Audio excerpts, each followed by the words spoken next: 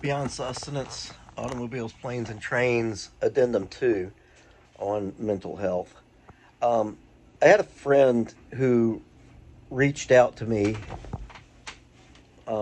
knowing what I was going through and having been there before. And just to give a little background, following my second divorce, I attempted suicide and I was sent to a behavioral health center, essentially the mental hospital, which also, if you don't know, doubles as drug rehab. It's all one thing, for 10 days.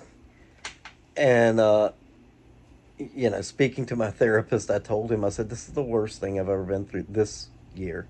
And he said, but you tried to commit suicide then. And I tried to explain that, number one, I am a stronger person. I've learned that I can make it through anything. But number two, there were some differences, some situational differences then. And I'm not going to get into all that and all that what happened this year. But just this was the worst thing. This year has been the worst thing I've ever been through. And it has lingered. And it has done things to me that just, it has messed me up really good. Um, and I've been alone as much as I've surrounded myself with people. I've been alone, and he reached out and really showed that he cared. And we had a nice long talk and some humor and whatever. And I told him, I said, one thing is that I didn't realize I could get into such a dark place before, and I know that now, and I'm aware of it. That if I need help bad enough, if it gets that bad, I'll I'll um I'll have to do something. And he said, no, don't do that, don't do that. And I told him, I said, I don't want to go to the hospital again.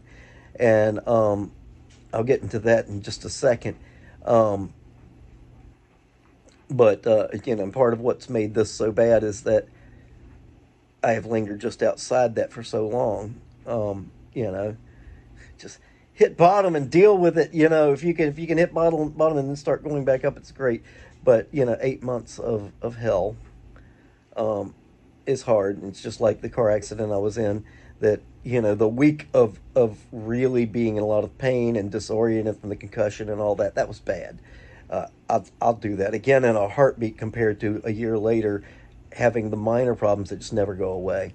And not that what I'm going through right now is minor, but anyway, but the hospital. So, here I am, somebody who's struggling. I'm not a danger to myself or anyone else at this point. I hit a really dark place alone, and now I'm not alone.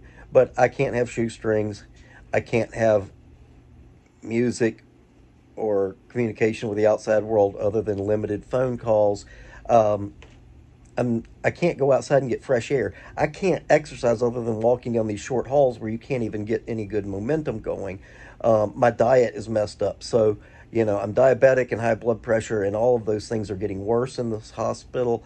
And I can't get the sunshine and the fresh air and the things that make me better and help me get through the day.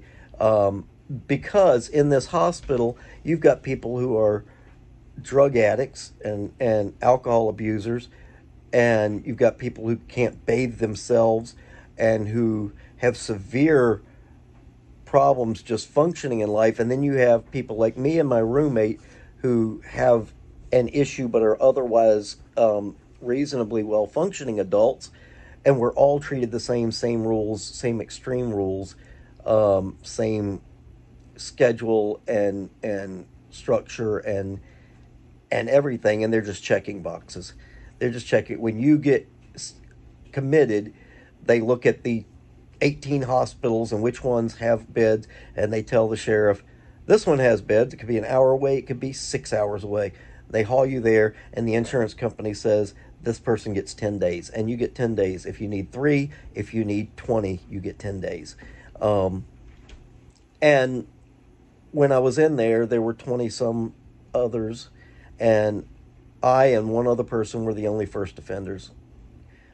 The guy that was with me, my roommate, who was extremely intelligent and well functioning, this was his 15th time, and he's been there since, um, repeatedly. It's You couldn't make a worse system. But taking it a step forward, I get some medication that helps a little bit, and on my last day there, I get a different doctor who changes my prescription, and then I'm out. And I'm on this new prescription, and I had severe side effects from this. And so I'm like, hey, I need to go back on the other medication. I call the hospital. They said, you're not an inpatient anymore. You're no longer under that doctor. You need somebody outside. I had to wait 3 days to go to the therapist that they referred me to. The address they gave me was not current. This practice had moved twice since the address that they gave me. So I end up late, had a very brief appointment. Actually, they didn't even have functioning phones. I keep using functioning. Anyway, it was a disaster. They said, well, we can get you to the doctor on Friday. They call me the next day and say, oh, well, the doctor we normally use that prescribes medication is not covered under your insurance. We're going to have to find somebody new. My doctor says I don't prescribe that kind of medication. I'm out and I don't have the medication I need. So what's my option? I mean, I can go back in the hospital. I went through multiple doctors. I finally got something because I had to go out of town too. I finally got something going. But it's like my dad said, here I am, a reasonably intelligent person and competent and capable, and I have both of my retired parents here helping me out any way they can, and I'm having a severe struggle. Now imagine somebody with no transportation, with nobody helping them, who maybe isn't good at figuring things out or doesn't have the confidence, because there's going to be a lot of that in there. It's a bad system. It's a really bad system, and I'm not saying I have much solution. If I were king of the world, I think for a quarter of the cost, I could have some different facilities, maybe one that provides longer care where you see a healthcare professional or a counselor every day. You have somebody monitoring your medications, somebody always on call, but you're able to go to work, and not have the stress of missing work and am I going to get paid and what other kinds of things are my bills getting taken care of, and all of these additional stresses for somebody like me. But just to better meet people's needs, I think we could do it cheaper and better and more effective. And even if it costs 3 times as much, if you had a third of the recidivism, which I think you could do a lot better than that, you're still saving money. But it's not about saving money, because they make money every time you go in. I hate to be one of those guys, but that's what's going on. Anyway, I say all of that to say, I don't think we're going to change the system much. If somebody is talking about it, a politician is talking about it, it sounds like they're going to actually do something. Maybe, that can influence your vote. But what my friend did, he had no solutions for me. He called. I had another friend the last time who sent me a postcard, or not a postcard, a greeting card saying she cared. Little things like that, just reaching out. Don't try to fix somebody. Please. I have had too many people go, you just need to distract yourself. You just need to do this. You just need to do that. And it's frustrating. And it just makes things worse. Say, I can't imagine what that's like for you. Or if you really think you have something and you've got that kind of a conversation going, humbly say, I don't know if this will work for you. I was in a situation and this helped a little bit.